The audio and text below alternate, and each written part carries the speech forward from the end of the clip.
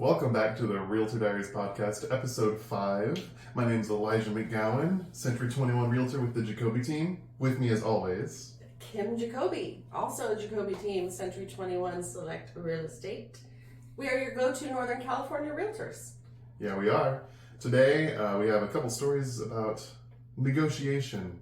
And Yes. while I'm still rather new, just in the very beginning of my second year, I feel like I have a little bit to say about it. Yes, you had an escrow last year, so Yeah. if you sold a house, then you had to negotiate. Yep, and I really didn't think that I was negotiating when it was happening in the middle of it. Yeah. But it's definitely a skill that I've grown in the past year. Mm-hmm. And so that first deal, there was a counteroffer, so obviously I negotiated something. But So it's a really simple story. You wrote an offer, and then the seller countered back. And so I guess the beginning of the story is when I negotiated with my buyers. Yeah. Because if you don't know, commissions for real estate agents are negotiable by law. That's right. Yep. No commission is the same unless it's negotiated that way. Yep. And for these buyers, we negotiated my commission from the outset. We sat down, had a buyer consultation. I told them about the Jacoby team and about how we work, and then I told them how much I thought I was worth, and we came to an agreement on commission. Awesome. And that's especially more prevalent now that after August, the whole thing where now a buyer has to establish that commission agreement especially before writing an offer, but for realtors, before showing a house. I know. Yeah, and the buyer doesn't necessarily have to be the one to pay that commission, but if the seller's not willing to, then the buyer either has to pay it or not buy that house. Yep. That's how it works right now, which is unfortunate, but we don't work for free. Yeah. And so we negotiated that, and then we went house hunting.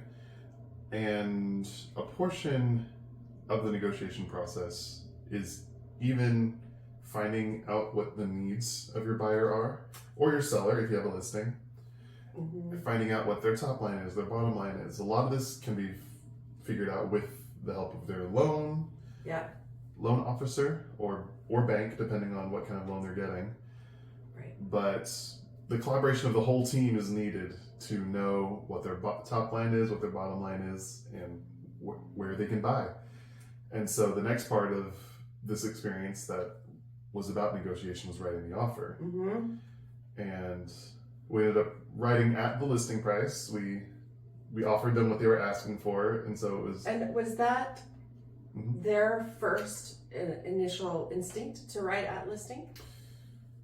Do you remember? It's a good question, but we were looking in their price range, and we'd seen things above the price of the house that we ended up with. Yeah. Hadn't seen anything below, and actually I sat with Emmett, our other team lead, and we did. It wasn't an official CMA, but it was more of like a report almost. Yeah.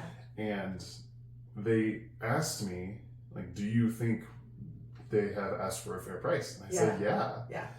Sometimes the instinct is always that the seller's asking for more. Right.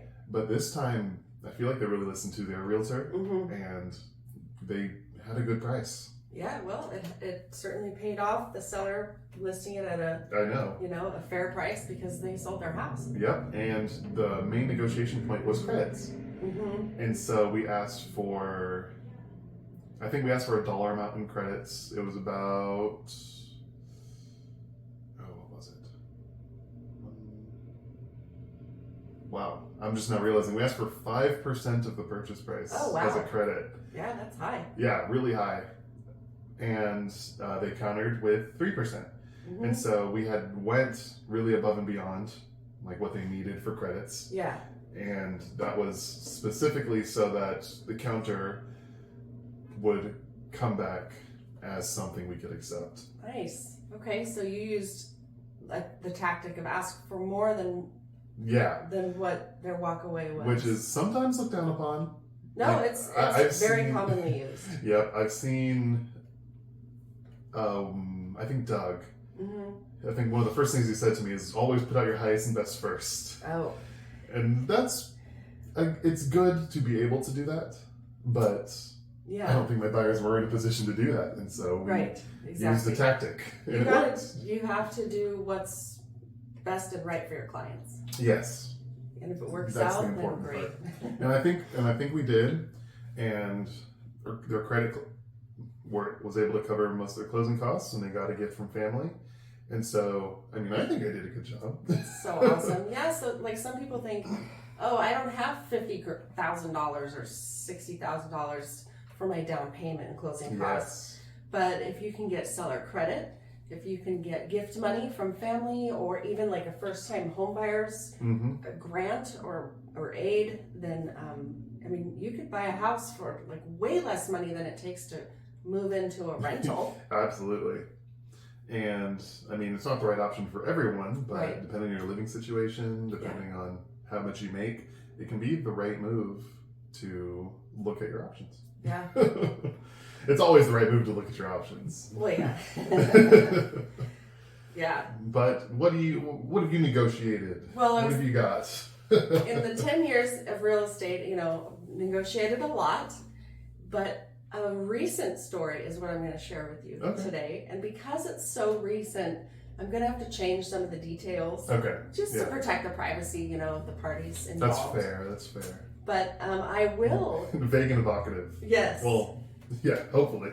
I will divulge that so I was representing the buyers of this property, and Emmett, our other team member, was representing the sellers. And for those of you that may not know this, Emmett is also my husband. So I think I know this story. Yeah. So this was a very cute, charming house, and it had a lot of interest. In fact, I think it ended up with 3 offers on the table. Yeah, it was a crazy open house. And so one of the things that was being marketed when this property went on the market was it had a lot of beautiful potted plants and yard art. Yes. Okay, and so it was being marketed as like, hey, with the right offer, all these potted plants and yard art can stay with the house. So almost like included, because these are personal property. Usually anything that you can carry away, right, is not included. And they want you to carry it away. Yeah. Can I interrupt you for just a second? So I don't know if you know on Emmett's side or anything, but was the right offer to get everything the listing price? That is a very good question. And I don't think that was really known. But I don't think that the sellers, and I'm just, they weren't my clients, they were Emmett's clients, so I didn't actually talk to them about this. In fact, I never talked to them because they aren't my clients. Yeah. So that level of separation. But yeah, I think so. They were selling this house. It had been an investment. They didn't even live here in town. It was a chunk of drive. I think it was a 6-hour drive for them to get from where they lived to get to Chico. So it was kind of presented like it was going to have to be kind of a burden for them to have to remove all these potted plants and yard art. And so the buyers, we wrote a little over asking. Oh, nice. And it's pretty competitive. So. Yeah. And so, but what we did on the offer was we said anything that the sellers don't want to deal with the yard art and the potted plants, we'll deal with it. Oh, okay. That's what we said. We didn't say that, we didn't check the box and write in yard art and potted plants to be included. Okay. Because we were up against other offers. Yeah. And we wanted to let the sellers know that, hey, we're flexible, Yeah, I gotcha. Because what if they had like 3 potted plants that they really wanted and like 2 pieces of art that they really wanted? And so they could come and get it. They could come and get it, but they didn't have to. And we would take care of everything else. So that was kind of where we were coming from. Well, we weren't specific.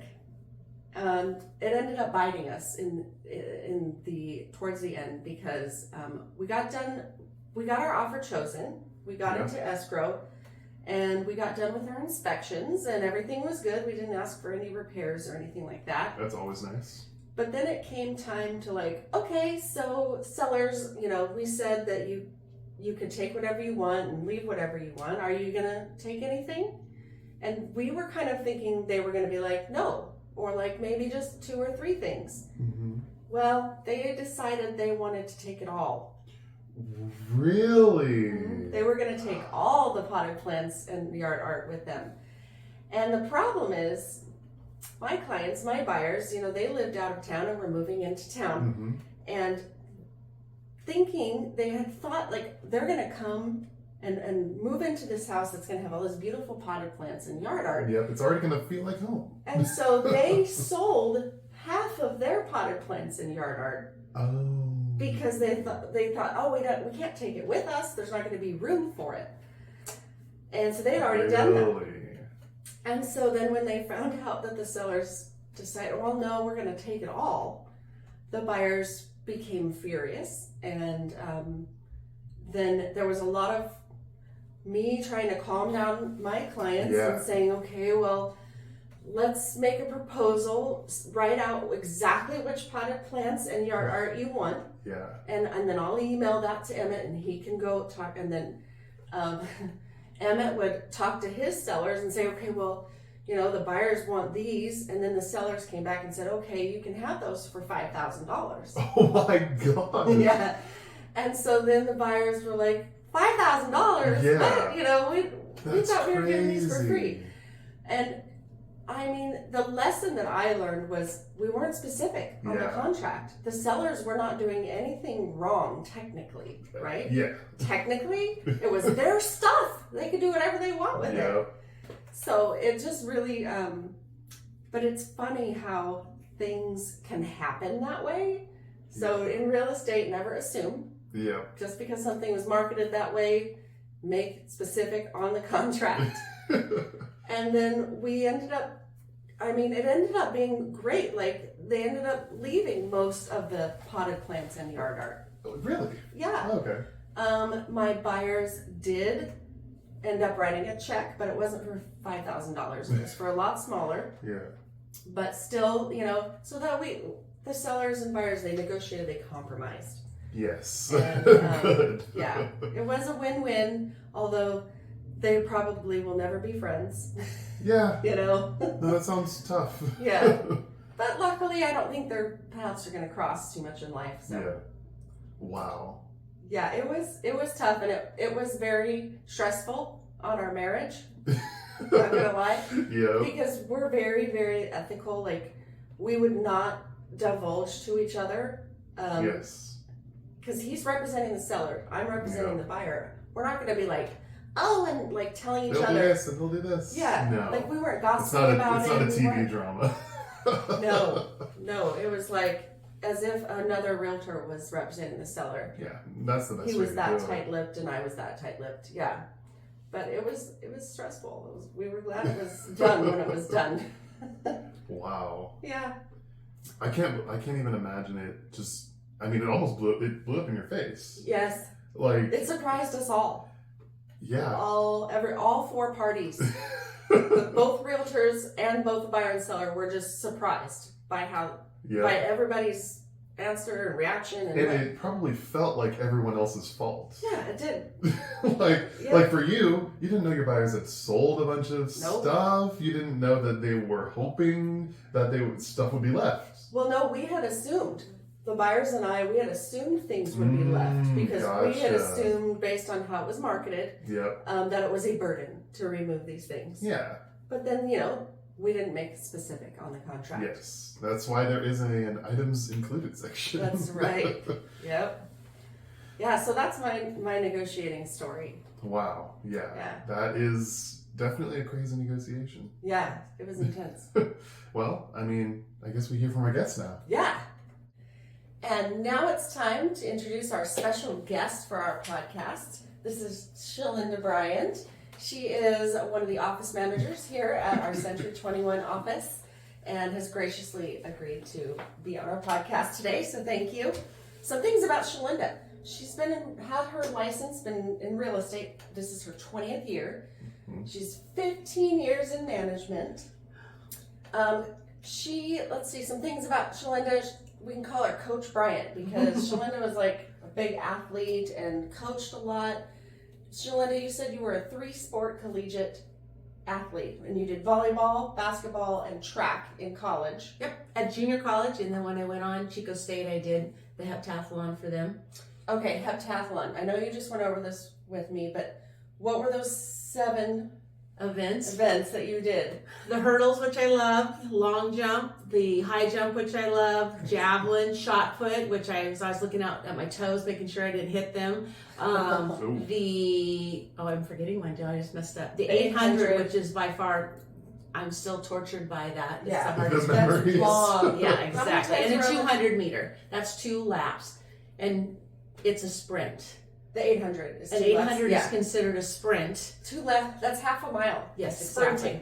exactly. Yeah, not so much. Yeah, I did track in high school for a couple of years.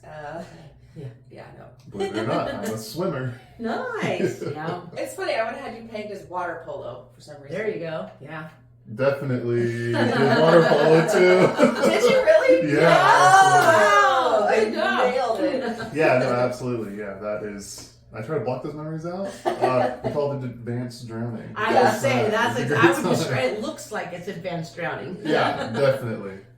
Okay, we're gonna pause just for a second, and I'll Okay. cut this part out. But I'm paranoid. I just want to make sure it's going. It is okay. All right. And today's topic is negotiations. Yeah. So we thought of you because we know just from you talking in office meetings and anytime we have questions, you've always got a story for us. And so share with us some negotiating stories that you've Or I even would love tips. to. Yeah, oh no, for sure. And I'll tell you, the stories come from, because I think the more they're relatable. Yeah. And when I started real estate, Les Morrow, and his motto was less is more. Yeah, okay. Les, good so one, Les good one. Morrow was our trainer. You know, he was the broker, owner, and trainer. And so that's where I got my start, was with him. And that's how he said, even if you don't have experience, listen to what every agent around you has to say in their story, and then you can share it. And in any situation that you're in, you have that to draw from to make your example, even though it's not necessarily your own story to tell.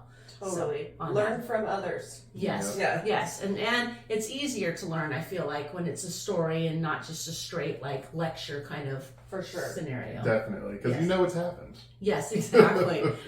So it was along those lines. So like back when I started, it was in 05, 06, right before everything went in tanked. And So things were great. Before the crash. well, I didn't hit the great part. I started right when it was like going off the cliff on there. But back in the day, properties would sit for 6 to 8 months. Oh wow! And so Really? you'd pitch them over, like the person who had the listing would pitch them over and over and over again, Goodness. and then finally you get an offer, and the buyers, you're like, oh, you have a buyer for that property. Yeah. Wow. So like one time, I had the buyer, property been sitting for a long time, and we wrote the offer, and it was. So I totally messed up. I had the seller. Oh. Okay, so start with one time. Yeah, so this one time I had a seller, been on the market for a long time, and we get an offer. We counter it, which is totally normal. Typical counter, purchase price to be this, washer dryer doesn't stay, and here you go, goes back one counter. No lie, 9 counters. Back and forth, back and forth. So every single time it was, oh, okay, well, if I'm going to pay that price, would be the buyer, then I want this, this, and that. And then it would come back, and then the seller would be like, oh, are you kidding me? Yeah. Then I want, if we're going to come down to said price or give you such and such, then we're taking this and taking that and that. My gosh. So 9 counters back and forth. The 9th counter was literally a throw down the gauntlet, take it or leave it. So then it was, so everyone agreed and took it. But me and the other agents had to lay out the contract and 9 counter offers and sit there like a spreadsheet and go, okay, this is in. No, it came out in 4. Yeah. And then this is back and then this and back and forth to sit there. What did we actually agree to in the end? Actual terms. So yes. Really? So we have It can not get that seen crazy. it can. And you know that for escrow. escrow. Yeah. And we closed it. Yeah, nice. Yes, we actually closed it. Wow. I wouldn't say they became friends, but No. Yeah, but Was there- I mean, a lot of work done together. a lot of work, and we got the deal done. And that's not normal anymore because just the way our markets have been of late, Yeah. properties don't generally sit that long. Right. Yeah, I was trying to think. yeah. Now, a property that gets pitched over and over, it's like, oh, that's one of those properties. Yeah. Yes. That is not typical anymore. Nope, not at all. So a lot less counters, so it's not as complicated in that sense as far as negotiations. Yeah. But nowadays, I would say there's a lot more like pre-negotiations, Yes. where we sit there Yes. and investigate the property, or we get the knowledge about the property and kind of already have it organized. So like, hey, if you're going to bring me an offer, we already know the roof is shot. So if you want, build in your half into the asking price, and that kind of stuff. A lot more. Not saying it didn't happen back then, but now Right. it's a lot quicker, a lot more likely that there could be multiples, Yeah. and so there's not as much ask. Yeah, I do have to ask though, because now if I have a buyer, we submit an offer, and they don't even submit a counter offer, anything, no sense anything first. I get a phone call, and they say, "Hey, I'm not even going to write this up if it doesn't sound like a possibility to you on the phone right now." Yes. Is that? Back then, no, because we were like, hey, we're probably the hero riding it, Yeah. because you have the one of the buyers. Exactly. Yeah. But now I would say that's a very smart way to do it. Yeah. Because the more information you garner out the gate, the better odds you have of writing an offer that's going to work, and the less likely you're going to end up in a 9-counter situation. Yeah, absolutely. Trying to work it out. I was going to ask you do you remember in that escrow if you had a request for repair? And there was a request for repair. Oh. Yes, and there was a request for Of repair. course, I Yeah. mean, And honestly, request for repair, that's like my other story to share, Oh. is those reports and inspections you get on a property live with that property Yes. through it, whether the deal makes it through or not. yes, Right. And so we had another property that got into escrow. They got a whole house inspection and a pest inspection, yeah. and they were horrific. Oh, I mean, like no. the inspectors, not that the house didn't have issues, but Yeah. they picked the house apart Yes. Yeah. to the extent that it blew the deal up Oh, yeah. over that. Yeah. Couldn't be overcome. So then it was a bit over the top. Mm. So the best advice was, seller, we really need to get a counter inspections, not to hide anything, but Right. counter inspections so that we have Yeah. another side of the story. We have somebody that really, some inspectors kind of like newer houses and they don't appreciate older houses.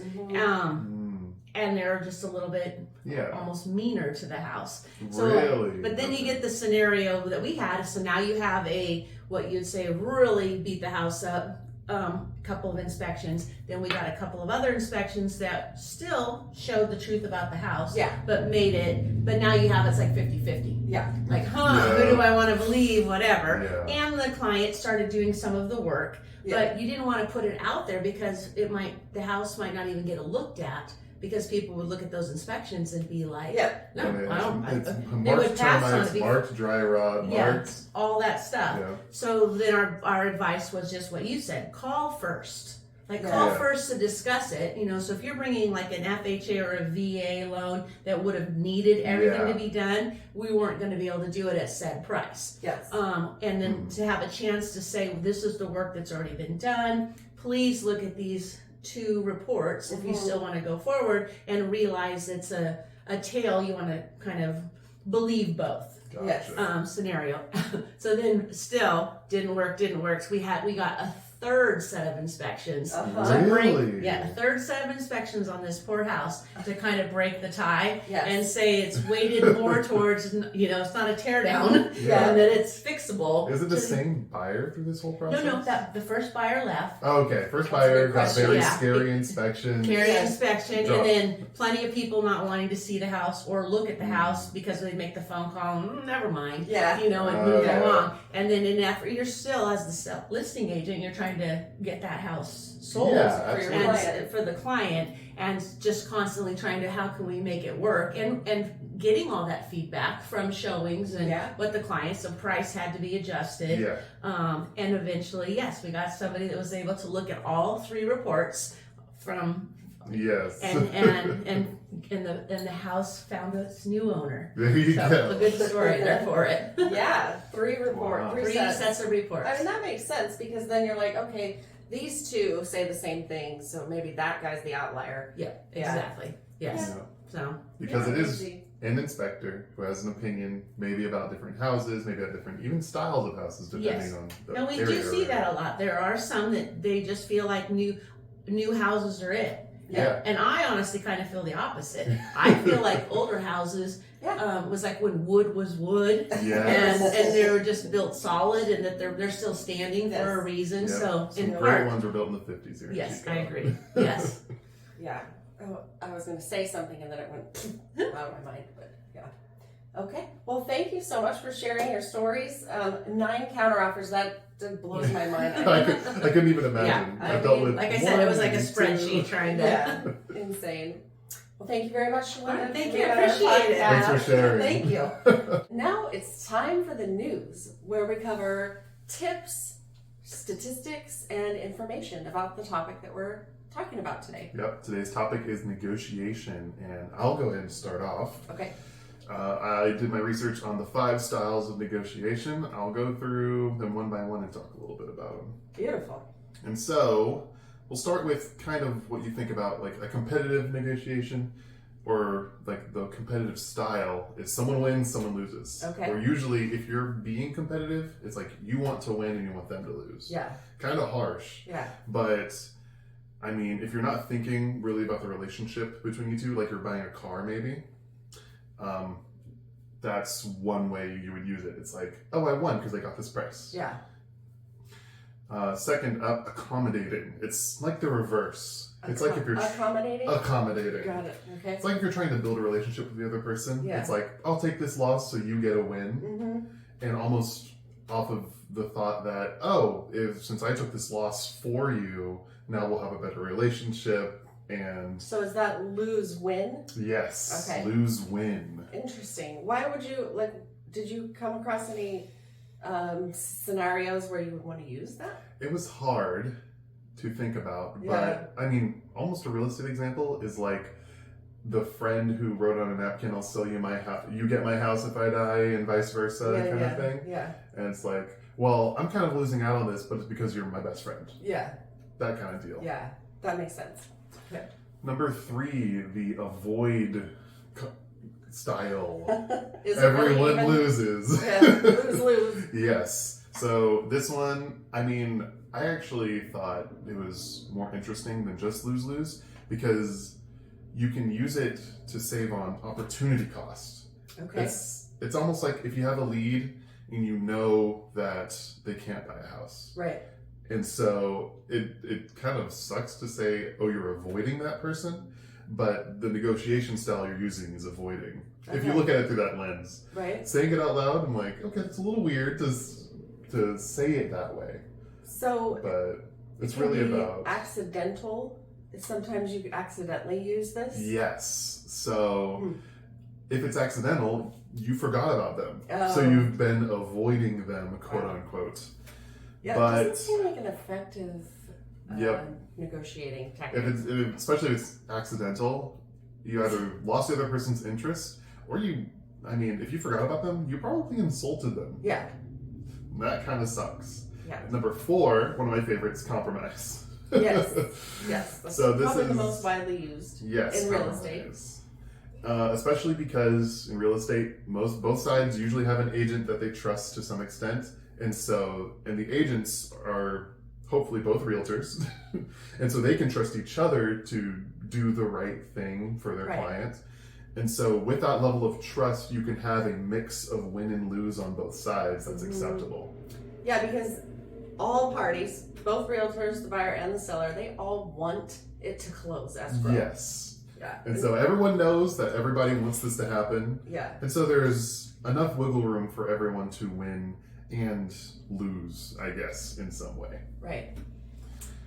And then the last one is collaboration. So this one doesn't usually apply to real estate as much, because real estate's a lot more transaction like individually. But with collaboration, like I have with the Jacoby team, Yes. we have a win-win situation where you guys provide me with training, you provide me with support. Training and support are the main 2 things that I really appreciate. Even companionship to a degree. Yeah. It's long-term, high value, and we both win in the end. Right. And so that's a collaboration. Yes. And those are the 5 types. I'll list them out again. Competition or competitive, accommodating, avoid or avoidance, compromise, and collaboration. Wow. Thank you. Yeah. Thanks for doing that study. I know that I have heard types of negotiating before. I even, like years ago, went to when you go to these real estate conferences, you can choose the classes. I went to a negotiating class and it was really interesting, but it's kind of cerebral. And Very when much. you're negotiating in this job, you're not necessarily thinking, I'm using the collaboration style right Yes, now, Exactly. Yeah. Exactly. Well, for my portion of the news, what I have for you is some tips for effective negotiating. And of course, Outside of the cerebral, Yeah. just the study of it. right. What can we actually do?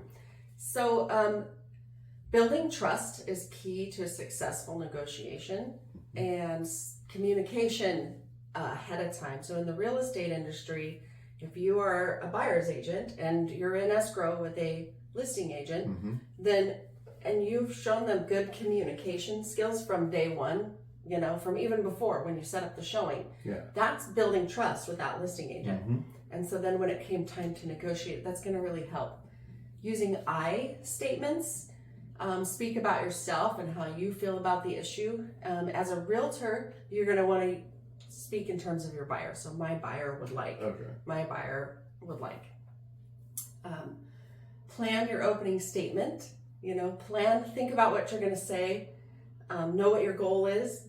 And again, in real estate, that means know what your client's goals are. So you want to know the beginning and your ideal end? Yes. Is kind of the thought process? Yeah, you have to know the ideal end, what your client wants. Get the house for $0.